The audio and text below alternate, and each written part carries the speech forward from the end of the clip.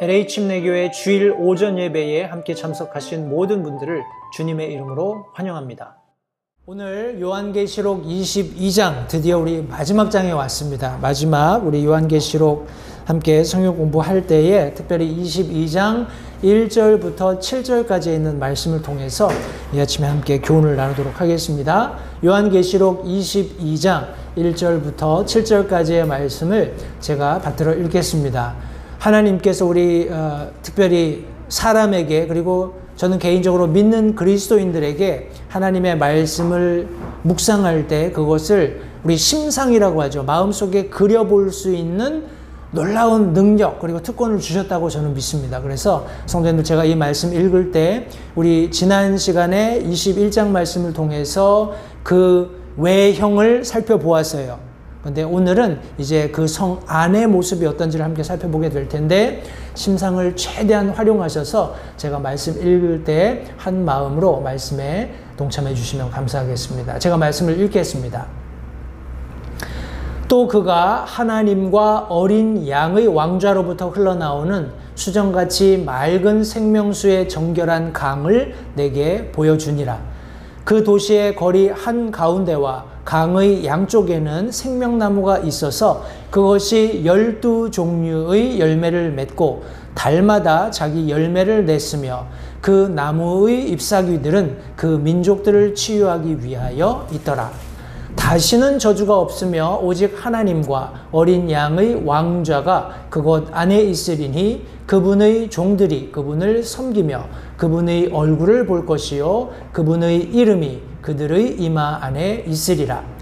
거기에는 밤이 없겠고 등잔불이나 햇빛이 그들에게 필요 없으니 이는 주 하나님께서 그들에게 빛을 주시기 때문이라. 그들이 영원 무궁토록 통치하리로다. 또 그가 내게 이르기를 이 말씀들은 신실하고 참되도다. 주 곧 거룩한 대언자들의 하나님께서 자신의 종들에게 반드시 곧 이루어질 일들을 보이시려고 자신의 천사를 보내셨도다. 보라, 내가 속히 오리니 이 책의 대언의 말씀들을 지키는 자는 복이 있도다 하더라. 오늘 본문의 말씀을 가지고 우리 지난 시간에 이어서 오늘 새 하늘과 새 땅이 이루어진 이후에 하늘로부터 하나님께로부터 내려오는 새 예루살렘 성, 거룩한 도시, 영원한 나라에 대해서 함께 하나님의 말씀을 살펴보겠습니다. 방금 읽었던 21절 첫 단어가 영어로는 and, 그리고 혹은 또 돼 있어요. 다시 말해서 우리 21절부터 보고 있는 그 새 예루살렘, 거룩한 도시를 설명하고 있는 내용입니다. 그런데 특별히 이 내부적인 모습을 우리가 처음 바라보는 그런 관점에서 과연 이 영원한 나라가 어떨 것인가 하는 그런 궁금증을 가지고 함께 말씀으로 들어가 보도록 하겠습니다. 잠시 기도하시고 이 주제에 맞추어서 함께 하나님 말씀 상고하겠습니다.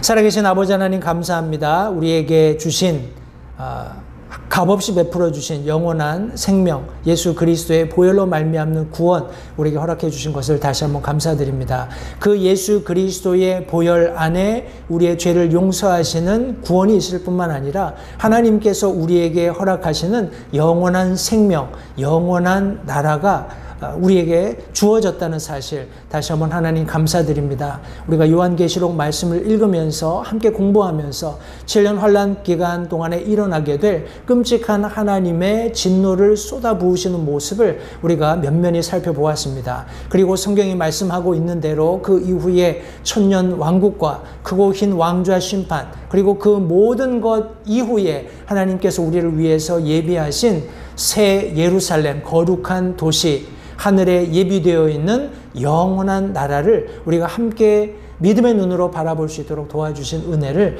이 시간 다시 한번 감사드립니다. 우리가 좀 더 하나님의 말씀을 통해서 깊이 있게 하나님께서 우리를 위해 마련하신 그 영원한 나라를 살펴보기 원하는데, 성령 하나님께서 이 시간 우리와 함께 하셔서 궁극적으로 이 거룩한 나라, 이 도성이 무엇을 의미하는지 우리에게 밝히 깨달아 알 수 있도록 도와주시기 원합니다. 성령 하나님의 도우심을 구하오니 소종을 하나님의 용처대로 사용하시고 살아계시는 하나님 한 분만 영광 받으시는 복된 이 아침 되도록 도우시기를 다시 한번 간절히 바라올 때 예수님의 귀하신 이름으로 기도했습니다. 아멘. 우리 지난 시간에 우리 새 예루살렘 어린 양의 신부로 소개된 이 새 예루살렘이 외형적으로 어떤 모습이었는지를 살펴보았어요. 그죠? 근데 거기에는 굉장히 여러 가지 수치적인 것 아니면 재료적인 것, 그죠? 이런 것들이 많이 설명이 되어 있었습니다. 그런데 오늘은 이제 특별히 그 내부의 모습을 하나님께서 사도 요한을 통해서 저와 여러분들에게 공개해 주시는 겁니다. 근데 성도님들 다시 한번 우리가 영혼이 무엇인지를 살펴보고 싶어요. 제가 말씀드린 것처럼 우리 인간은 아직까지 영혼이라는 어떤 하나님께서 정해 놓으신 특별한 환경을 경험해 보지 못했기 때문에 상상하기조차 힘듭니다. 그런데 언어적으로 영원 혹은 eternity 이렇게 하면 어떤 상태가 끝이 없이 이어진다. 혹은 어떤 상태가 계속해서 변하지 않는다 하는 그런 개념적인 그런 뜻을 가지고 있습니다. 그런데 이것만으로 우리가 영혼을 다 설명하기에는 참 어렵습니다. 근데 다시 한번 원론적으로 제가 말씀을 드린다면 하나님께서는 영원부터 영원까지 계시는 분이에요. 맞죠?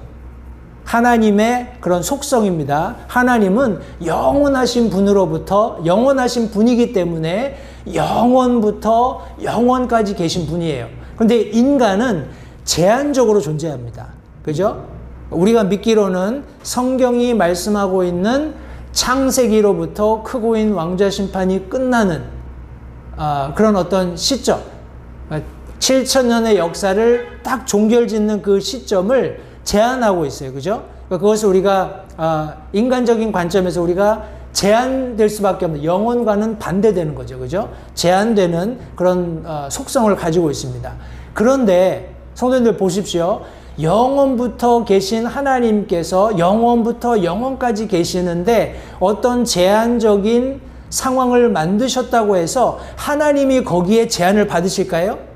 아니시겠죠. 예, 그러니까 다시 말해서 이 7,000년이라는 인간 역사는 하나님께서 창조하신 인간들을 대상으로 영원한 하나님이 계시고 영원한 하나님께서 창조하신 모든 것들이 영원할 것임을 말씀해 주고 계신 거예요.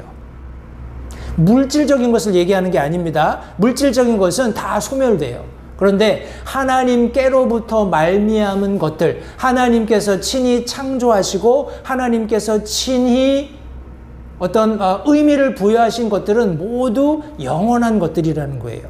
이렇게 제가 말씀을 드려볼게요. 하나님께서 사람을 창조하실 때 사람을 유한한 하나님께서 말씀하신 7,000년 역사 안에 가두어 두셨을까요? 아니면 영원한 존재로 만드셨을까요?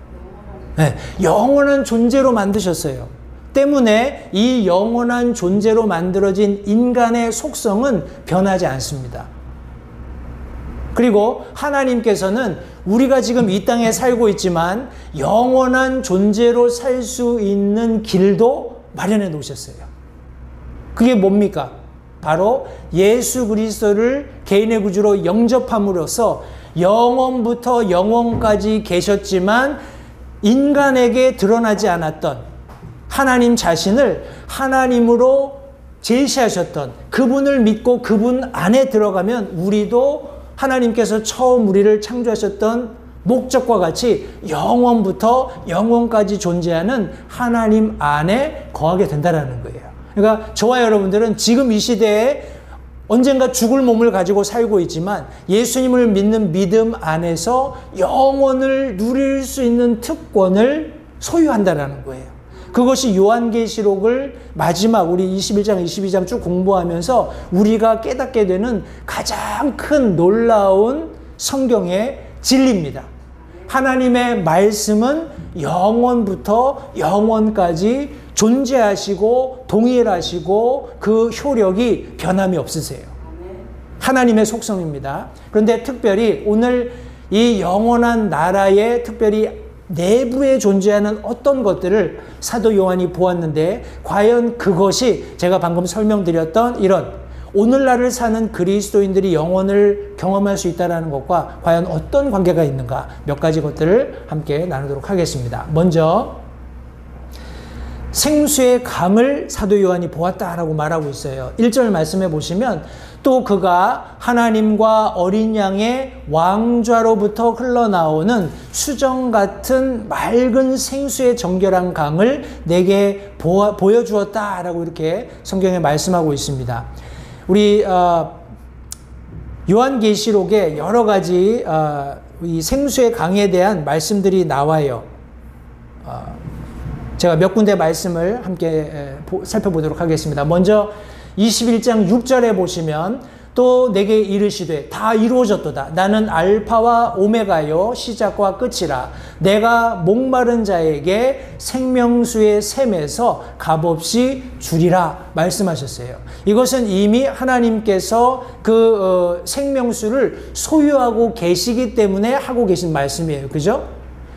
우리 성령을 통해서 사도 요한이 이런 음성을 들었을 때 예수님께서 이미 그런 영원한 나라에 대한 이미 우리 예수님께서 공생애를 하실 때도 마찬가지셨지만 예수님께서는 하나님으로서 아브라함이 있었을 때나 혹은 예수님께서 공생애를 사시고 계셨던 그 유대 땅에서나 혹은 지금 여기 예수님께서 말씀하고 계시는 영원한 나라에서나 동일하게 존재하시는 분이세요.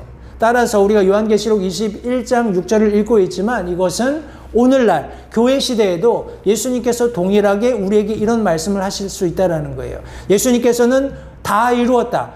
십자가 창조를 다 이루셨습니다. 십자가에서 구원의 사역을 다 이루셨어요. 그리고 여기 영원한 나라에서 모든 믿는 자들이 그 영원을 누리게 하시는 사역도 다 이루셨어요. 그런데 하나님의 정하신 때가 되지 않았기 때문에 아직 재림을 유보하고 계신 것뿐입니다. 그러나 그 일은 언제든지 일어날 수 있다는 거예요. 그러나 예수님 자신 영원부터 영원까지 계시는 하나님으로서 하나님 하실 모든 사역은 다 이루어졌다는 거예요. 예수님 자신은 알파요 오메가고 시작과 끝이라는 겁니다. 그러면서 목마른 자에게 생명수의 샘에서 값없이 주겠다라고 선언하고 계신 겁니다.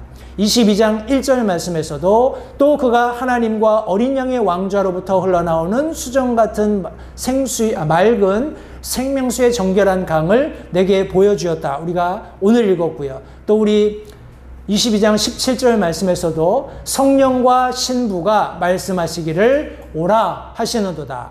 듣는 자도 오라 할 것이요 목마른 자도 올 것이요 누구든지 원하는 자는 값없이 생명수를 취하라 라고 말씀하셨어요. 근데 성도님들 보십시오. 시편 기자가 이렇게 얘기합니다. 시편 기자가 시편 36편 9절 말씀에 생명의 샘이 주께 있으므로 우리가 주의 빛 안에서 빛을 보리이다. 예수님께서 지금 설명하고 계시는 생명가, 생명수 혹은 생명샘 이것이 실제적으로 영원한 나라에서 우리가 보게 될 겁니다. 그런데 시편 기자가 성령의 감동을 받아서 기록한 이 말씀은 무엇을 의미하고 있냐면 생명의 샘, 사도 요한이 보고 있는 맑은 수정 같은 생명수가 흐르는 그 강이 주께 있다라는 거예요. 그래서 주의 빛 안에서 그것을 보게 된다라는 겁니다. 진시 황제는 영원히 살고 싶어서 불로초를 찾았다잖아요. 그죠?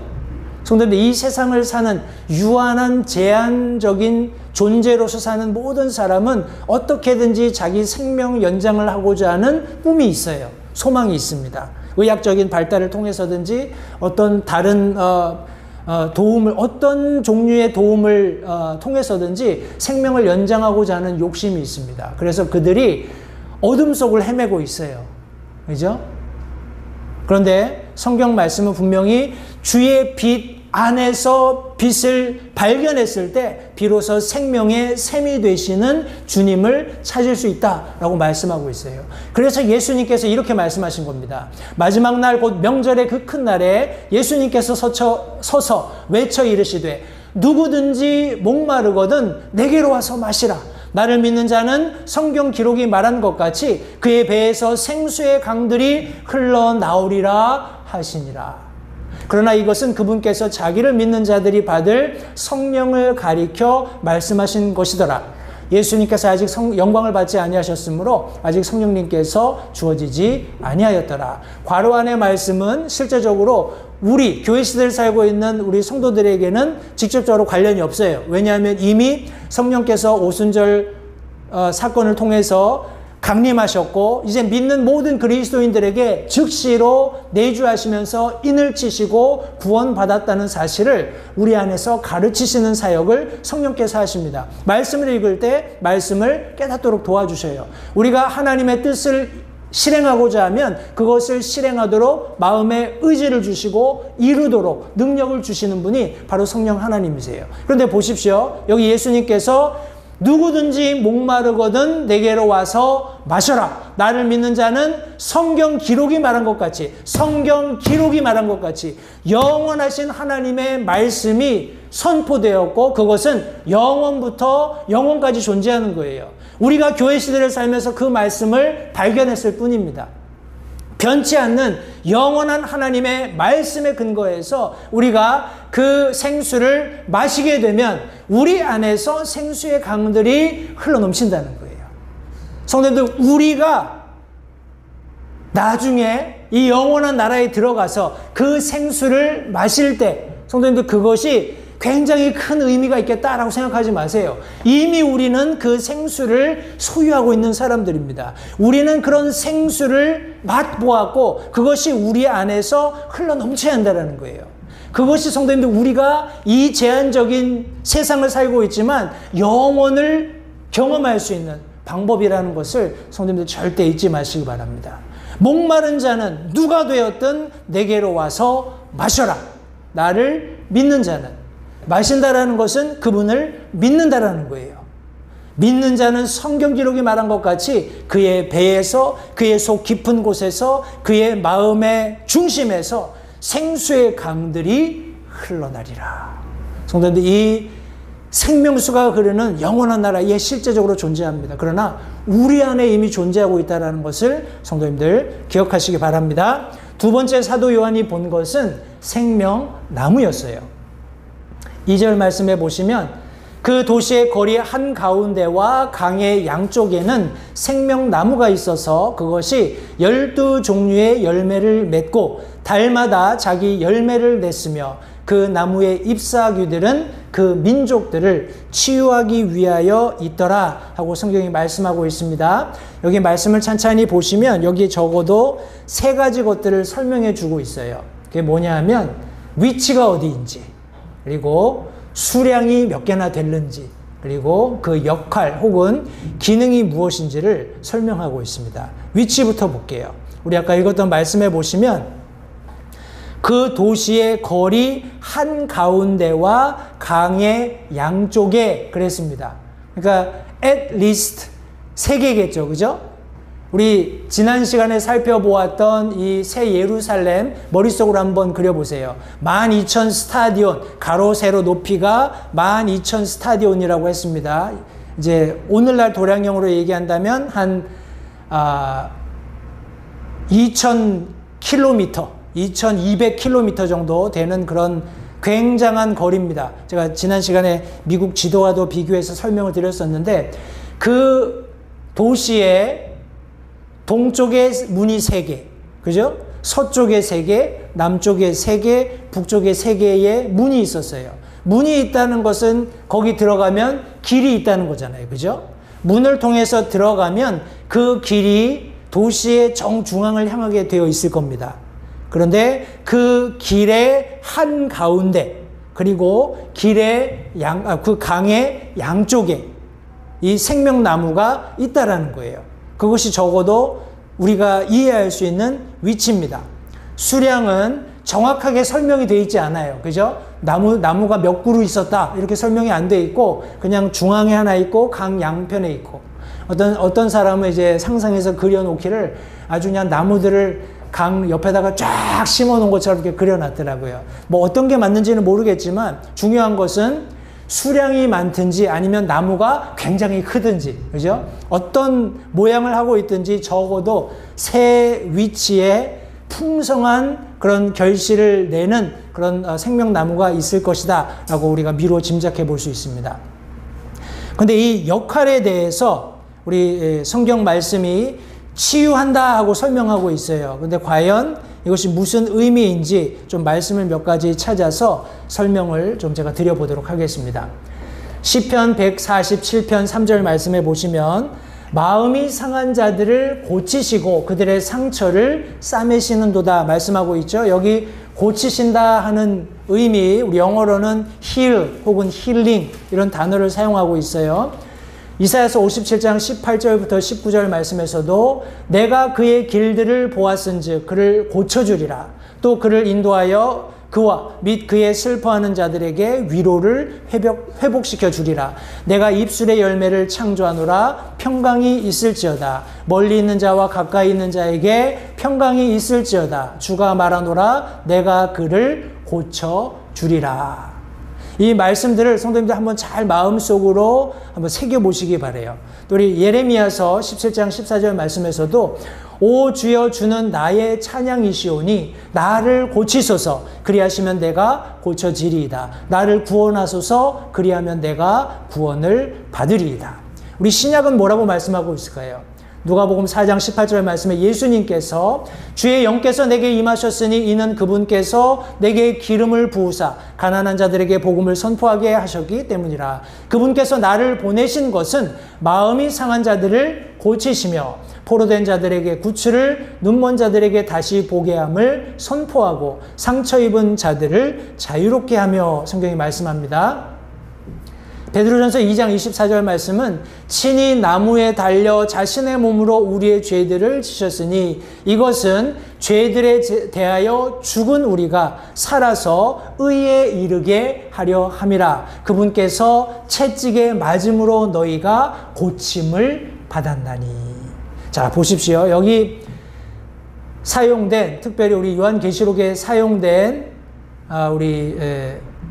고친다 하는 단어는 우리 영어 헬라어에서 세라페이아라는 단어를 사용하고 있어요. 이 단어는 무엇을 의미하냐면 출석인데 이 출석이 뭐냐면 정기적으로 장소, 어떤 행사에 가거나 참석하는 행위를 말하는 거예요. 여러분들 여기 예배 자리에 정기적으로 참석하시죠? 우리 학생들은 정규적으로 학교에 있어야지만 어떤 학생으로서의 진보를 얻을 수 있어요. 그죠?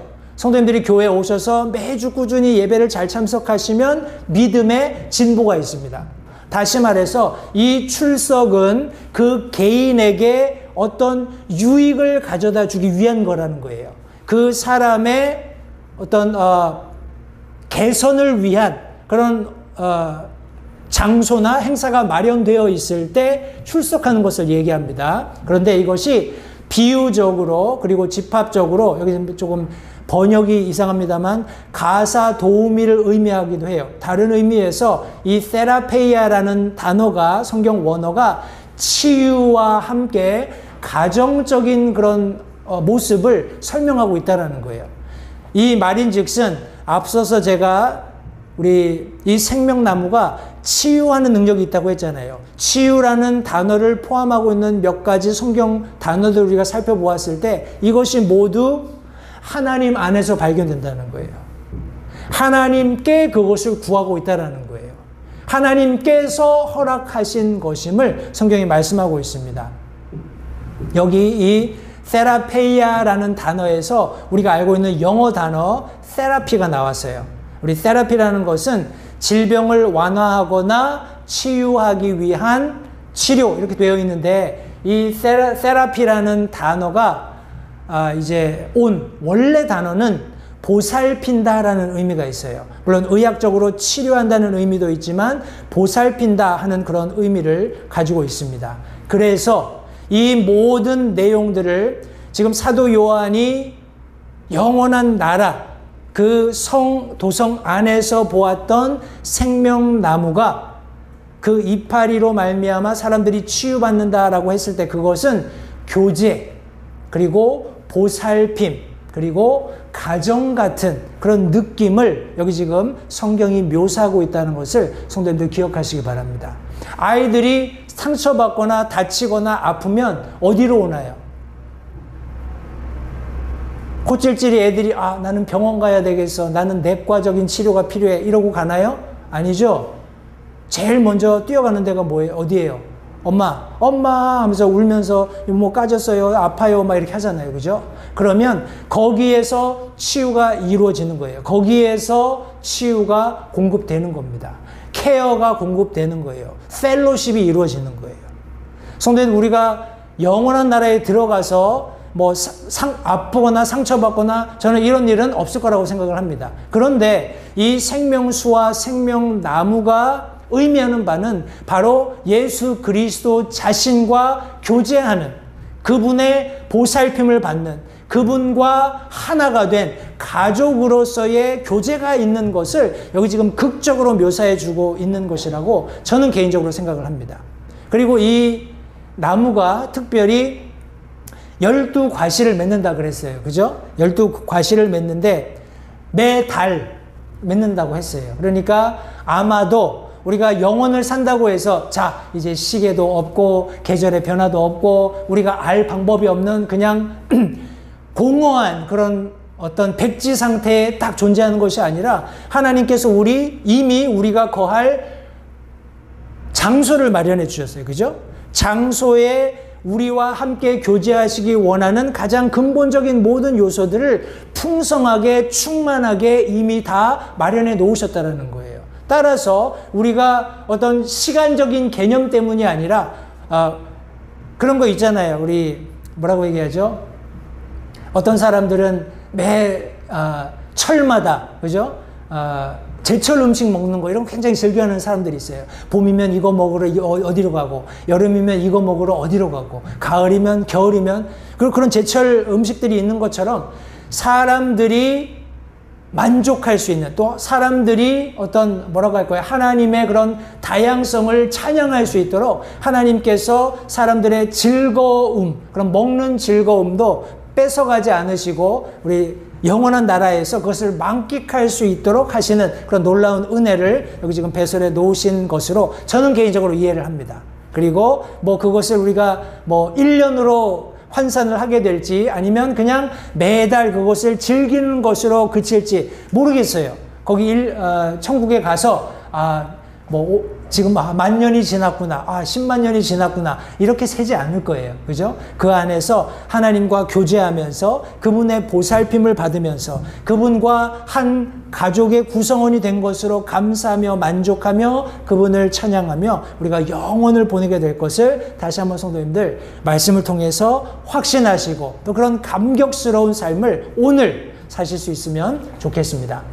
여기 생명나무가 언급된 성경의 구절들이 몇 군데 있습니다. 제가 그 구절들을 좀 말씀을 드릴 텐데, 먼저 창세기 2장 9절 말씀해 보시면 또 주 하나님께서 땅으로부터 보기에 아름답고 먹기에 좋은 모든 나무가 자라게 하시니 그 동산의 한 가운데에는 생명나무와 선악을 알게 하는 나무도 있더라. 성경이 말씀하고 있어요. 근데 우리가 무슨 일이 일어났는지 알고 있습니다.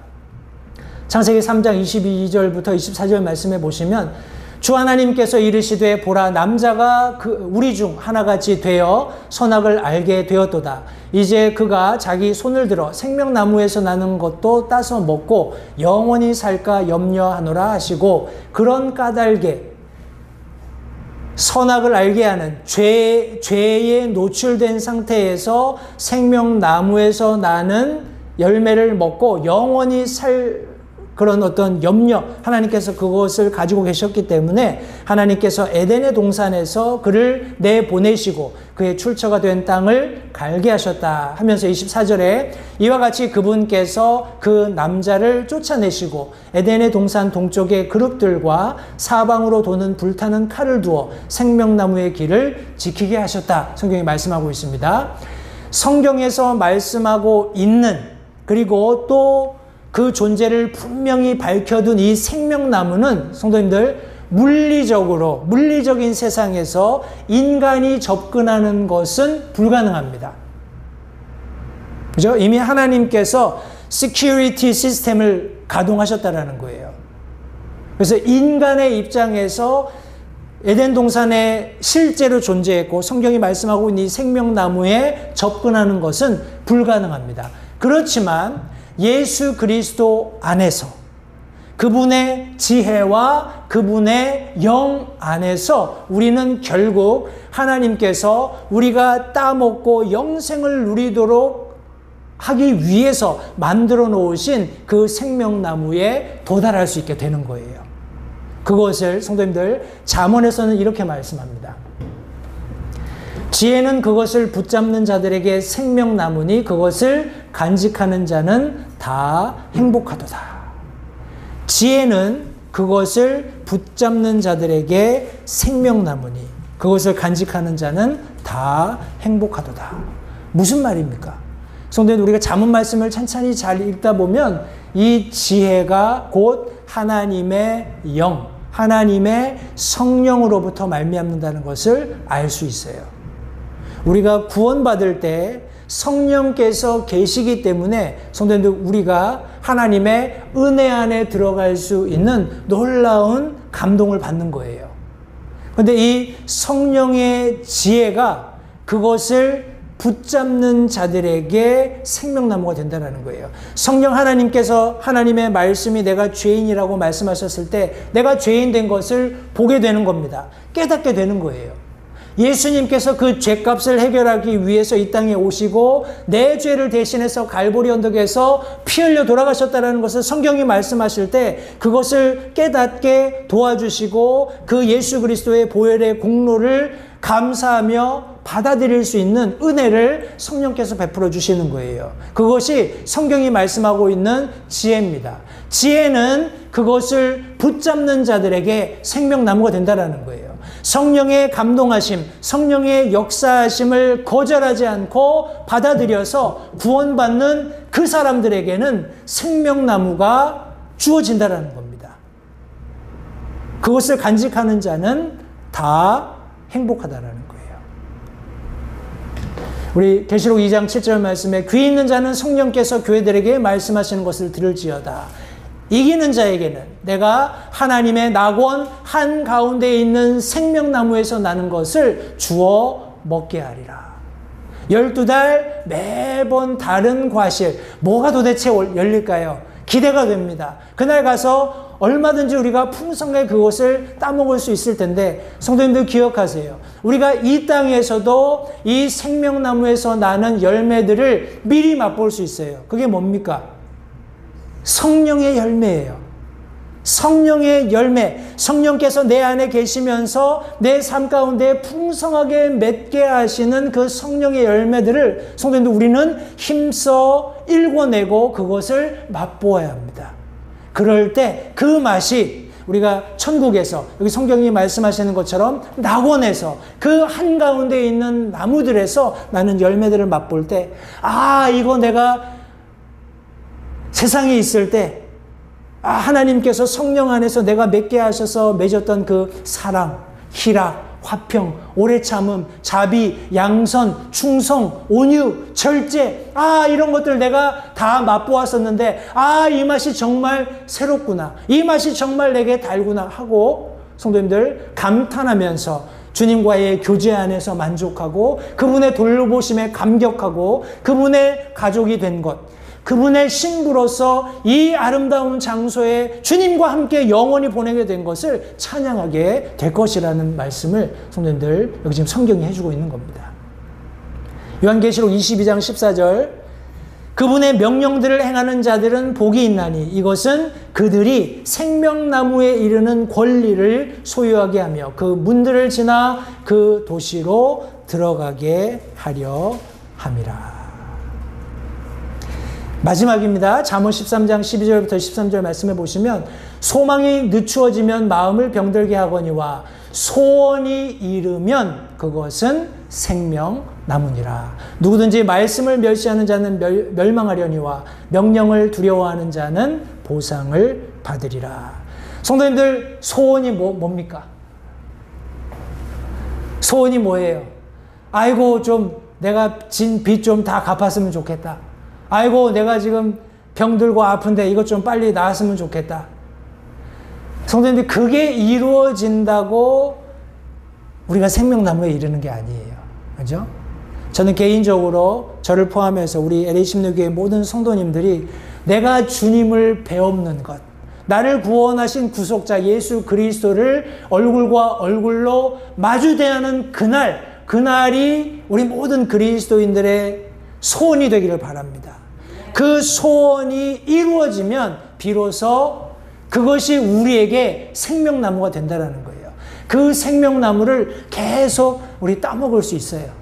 아, 주님이 오실 그날 내가 오늘 고대해야지. 오늘 성도님들, 우리가 생명나무의 그 아주 달콤한 과일을 따먹을 수 있다는 거예요. 하나님의 말씀, 하나님의 명령, 그것을 두려운 마음으로, 존중하는 마음으로 지키고 따를 때 성도님들, 우리가 생명나무, 우리가 결국 그 영원한 나라에 가서 보고 실제적으로 맛보겠지만 오늘 우리가 그것을 만끽할 수 있다는 것을 다시 한번 성도님들 기억하시기 바랍니다. 우리 마지막으로 사도 요한이 21장 본문 말씀을 통해서 우리에게 들려주고 있는 것은 완전한 영광이에요. 완전한 영광. 자, 말씀해 보시면 3절에 다시는 저주가 없고 오직 하나님과 어린 양의 왕좌가 그것 안에 있으리니 그분의 종들이 그분을 섬기며. 여기 지금 다시는 저주가 없답니다. 성도님들. 근데 성경에 보면 여러 가지 저주들이 등장을 합니다. 그 종류와 목적은 다양하지만 궁극적으로 하나님께서 이루고자 하시는 뜻을 이루기 위함이다라는 것을 우리가 알고 있습니다. 몇 가지 제가 성경이 기록하고 있는 저주들을 좀 설명을 드릴게요. 먼저 아담과 하와의 저주, 우리가 앞서 살펴보았던 창세기 3장 말씀에 나옵니다. 그리고 아벨, 동생을 죽였던 가인에 대한 저주가 나오고요. 또 노아가 자신의 아들을 향한 그런 저주도 있습니다. 그리고 바벨론의 저주가 이사야서, 예레미야 이런 말씀에 보면 나오고, 또 예수님께서 우리 무화과 나무를 저주하시는, 혹은 하나님의 말씀을 듣고 회개하지 않는 고라신, 우리 벳세다, 가버나움 이런 지역들을 저주하는 그런 말씀도 성경에 기록되어 있습니다. 그리고 신명기에 그리심산과 에발산의 복과 저주를 말씀하실 때 어떤 저주를 설명하시기도 하셨어요. 이 외에도 다양한 저주들이 있겠습니다만 각 여기 지금 설명되고 있는 이런 저주들은 특정한 죄나 불순종에 대해서 하나님께서 심판하시겠다라는 것을 언급하고 있습니다. 그런데 이런 모든 저주는 하나님께서 7년 환란을 통해서, 그리고 우리 천년왕국의 마지막 우리 민족들의 반역을 통해서 하나님께서 다 쏟아 부으셨어요. 때문에 우리가 들어가게 될 영원한 나라에는 저주가 없다는 겁니다. Praise the Lord. 하나님께서 놀랍게 사랑을 베풀어 주시고 돌보시고 은혜를 쏟으시는 그런 놀라운 장면을 우리가 그곳에서 목격하게 될 겁니다. 또 우리가 하나님을 대면하게 될 거예요. 4절 말씀에 그분의 얼굴을 볼 것이요 그분의 이름이 그들의 이마 안에 있으리라. 성도님들, 성경 말씀에 분명히 하나님을 보면 어떻게 된다고 했습니까? 죽는다고 했죠. 출애굽기 33장 20절 말씀에 하나님께서 모세에게 나를 보고 살 자가 없을 터이므로 네가 내 얼굴을 보지 못하리라 라고 말씀하셨어요. 실제적으로 하나님을 목격했지만 죽지 않은 사람들이 더러 있습니다. 부분적으로. 그런데 그 사람들도 다 알고 있었어요. 아, 하나님을 보면 죽는다 하는 것을 알고 있었어요. 우리 야곱이 그랬습니다. 창세기 32장 30절에 그곳의 이름을 브니엘이라 하였으니 이는 그가 이르기를 내가 얼굴을 마주 대하여 하나님을 보았으나 내 생명이 보존되었다. 우리 기드온도 그렇습니다. 사사기 6장 22절 23절 말씀에 기드온이 그가 주의 천사임을 깨닫고는 이르되 슬프나이다 오 주 하나님이여 내가 얼굴을 마주 대하여 주의 천사를 보았나이다 하매 주께서 그에게 이르시되 내게 평강이 있을지어다 두려워하지 말라 내가 죽지 아니하리라 하시니라.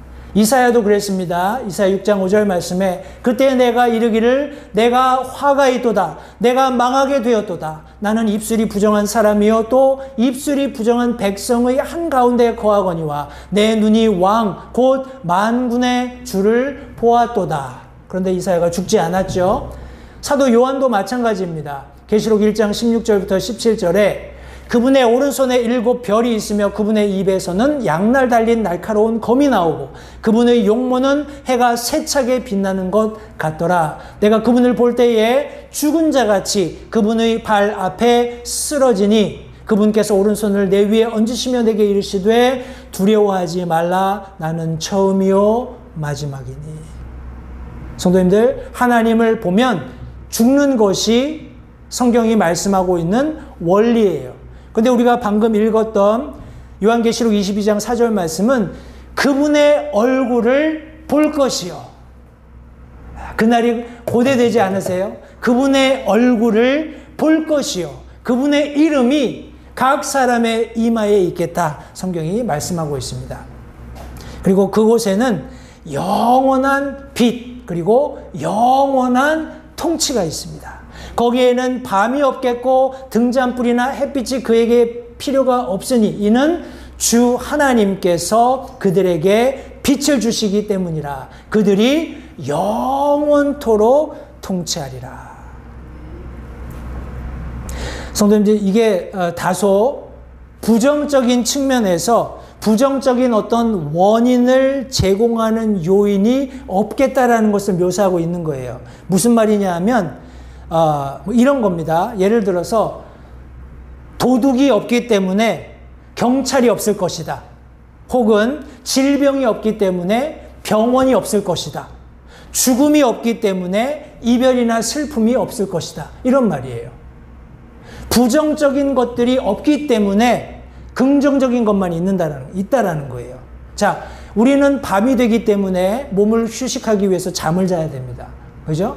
밤에 안 자고 한 며칠 새 보세요. 비몽사몽 지금 내 정신이 아닐 그런 상황이겠죠. 그러니까 여기 지금 밤이 없고 영원토록 우리가 삶을 살 수 있는 그런 영광스러운 몸을 하나님께서 주시니까 우리는 자지 않아도, 그죠? 쉬지 않아도 전혀 피곤함을 느끼지 못하는 놀라운 몸을 소유한 채 그곳에서 영혼을 맞이하게 될 거라는 거예요. 근데 현실을 살고 있는 우리에게 이런 모든 부정적인 어떤 존재들을 우리가 알고 있고 경험하고 있고 그 영향력 아래에 있는 우리에게 소망을 지금 불어넣어 주시기 위해서 거기에는 우리가 가지고 있고 우리가 제한받고 있는 밤이 없다라는 거예요. 이 전기불이 필요 없다라는 겁니다. 해도 필요 없어요. 왜냐하면 그곳에 주 하나님께서 그곳에 있는 사람들에게 빛을 주시기 때문에. 얼마나요? 영원토록. 그리고 그곳에서 우리에게 있게 하신 그 위치에서 영원토록 통치할 것을 성경이 말씀하고 있습니다. 예수님께서 말씀하셨어요.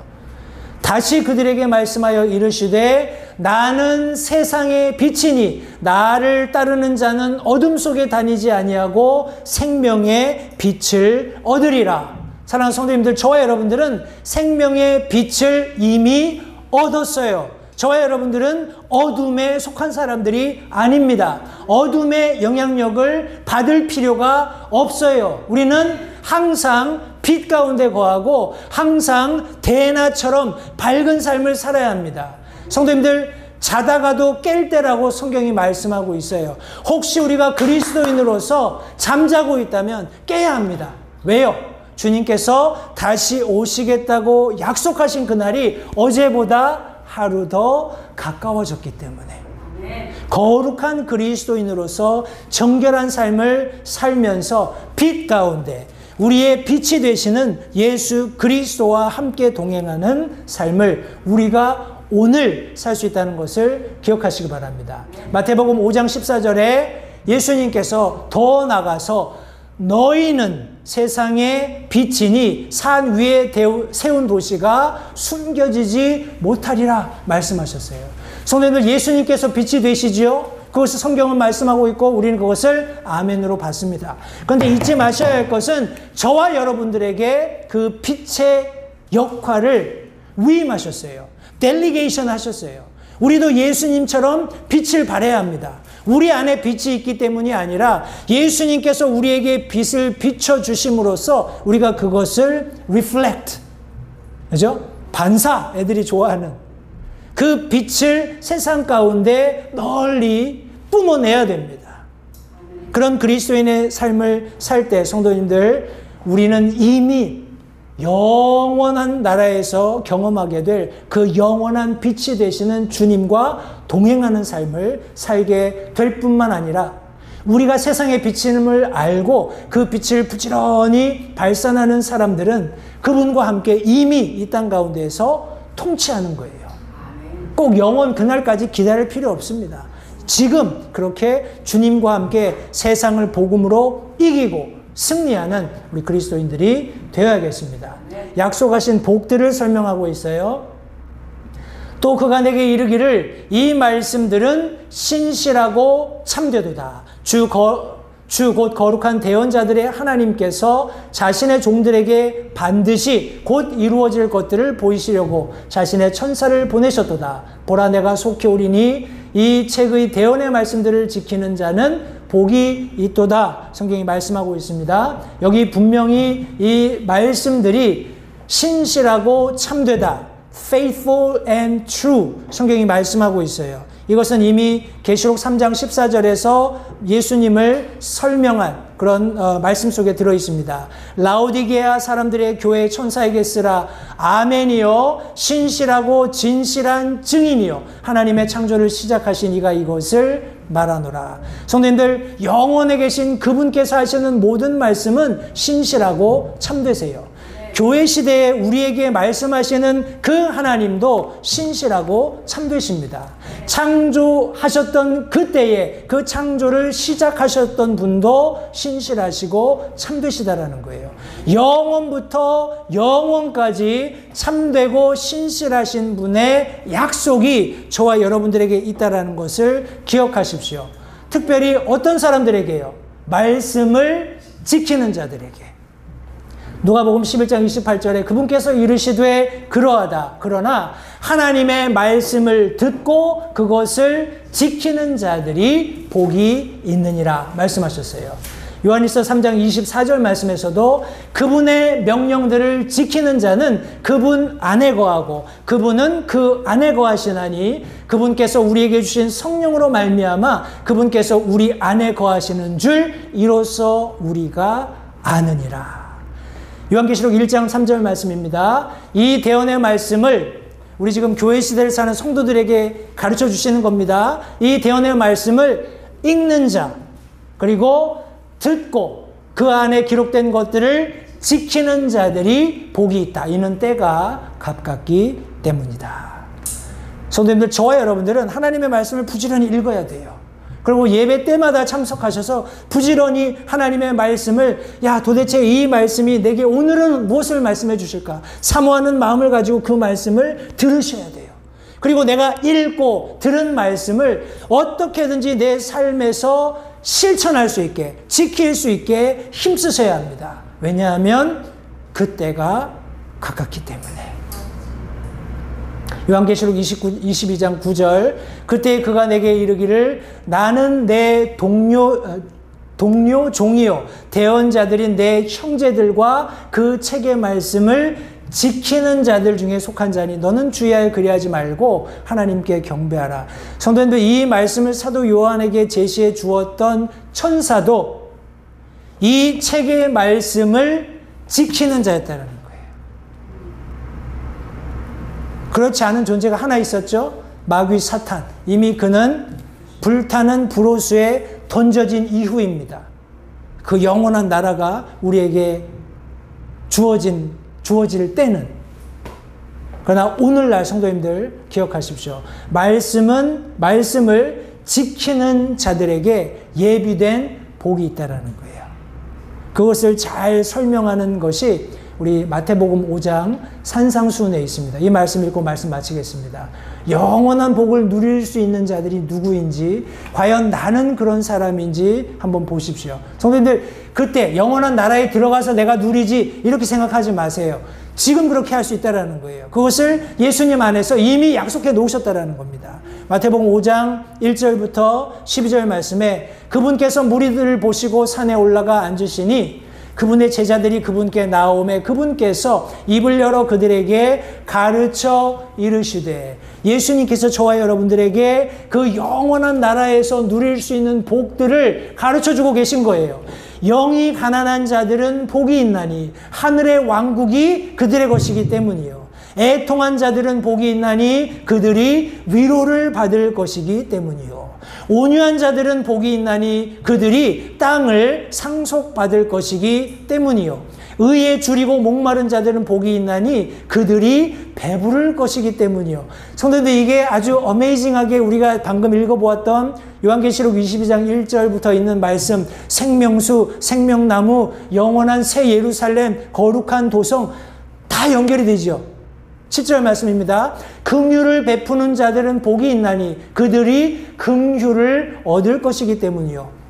마음이 순수한 자들은 복이 있나니 그들이 하나님을 볼 것이기 때문이요. 화평케 하는 자들은 복이 있나니 그들이 하나님의 아들이라 불릴 것이기 때문이요. 의로 인하여 핍박받는 자들은 복이 있나니 하늘의 왕국이 그들의 것이기 때문이라. 나로 인해 사람들이 너를 욕하고 핍박하며 너희를 대적하여 거짓으로 온갖 종류의 악한 것을 말할 때에 너희에게 복이 있나니 기뻐하고 크게 즐거워하라. 하늘에서 너희 보상이 크니라. 그들이 너희 전에 있던 대언자들을 이같이 핍박하였느니라.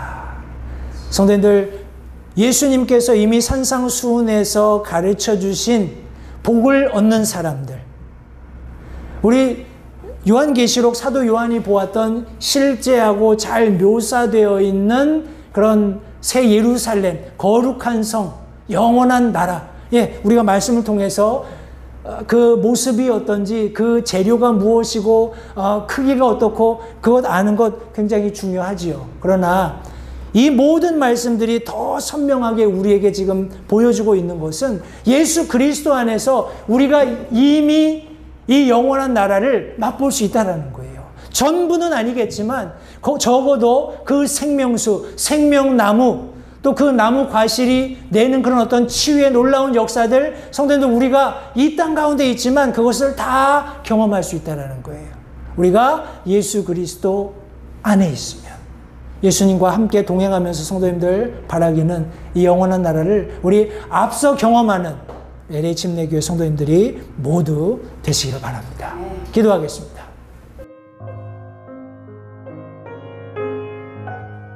잠시 들으신 말씀에 따라 결단하는 시간을 가지시기 바랍니다. 하나님께서 무엇을 말씀하시든지 따르기로 결단하십시오. 하나님께서는 순종하는 자들을 존중하십니다. 아직 예수님을 개인의 구주로 영접하신 사실이 없으시다면 자신이 죄인됨을 인정하며 하나님께 나오는 자들을 하나님께서 받아주신다는 확실한 말씀에 근거하여 다음과 같이 기도하십시오. 하나님, 나는 죄인입니다. 나는 내 죄로 인해 죽을 수밖에 없음을 압니다. 그러나 예수님께서 내 죄를 위해 십자가에서 피 흘려 죽으시고 사흘 만에 다시 살아나셔서 내 죄값을 모두 지불하셨고 내게 새로운 생명을 약속하셨음을 믿습니다. 지금 이 순간 예수님을 내 마음에 모셔드립니다. 내 마음에 오셔서 나의 주와 그리스도가 되어 주십시오. 예수님 이름으로 기도했습니다. 다음과 같이 기도하셨다면 여러분은 성경 말씀대로 구원을 받으셨습니다. 계속해서 주 안에서 함께 자라가는 복된 교제가 있기를 간절히 바랍니다.